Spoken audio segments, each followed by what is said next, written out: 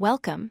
In this video, we are going to explore one of the most powerful concepts in finance and algebra, compound interest.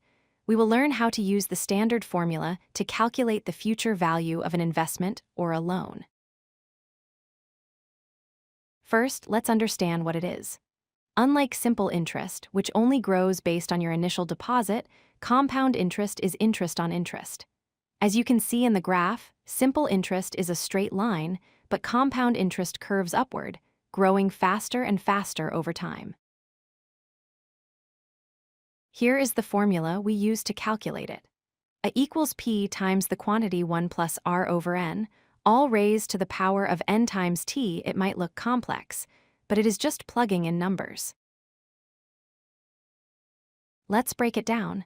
A is the total amount you end up with. P is the principal, or your starting amount. R is the annual interest rate, which you must convert to a decimal, and T is the time in years.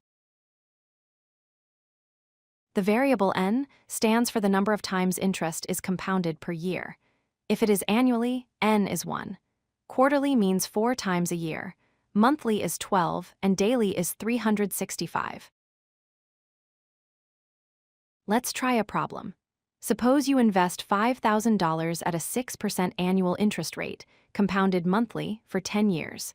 Here, our principal is 5,000, rate is 0.06, N is 12, and time is 10. Now we substitute these values into the formula. We replace P with 5,000, R with 0.06, N with 12, and the exponent becomes 12 times 10. To solve, we follow the order of operations. First, divide the fraction inside the parentheses to get 0.005. Then add 1. Next, calculate the exponent, which is 120. Finally, raise the base to that power and multiply by 5,000 to get approximately $9,096.98.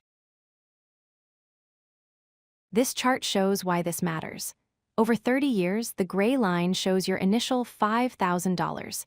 The blue line is simple interest, but the red line is compound interest. The longer you wait, the bigger the gap becomes. That is the power of exponential growth. To summarize, compound interest allows money to grow exponentially. The frequency of compounding, or N, impacts your returns. And by mastering the formula A equals P times 1 plus R over N to the power of NT, you can calculate growth for any scenario. If you like this video, hit that like button and don't forget to subscribe. Visit codelucky.com for more such useful content.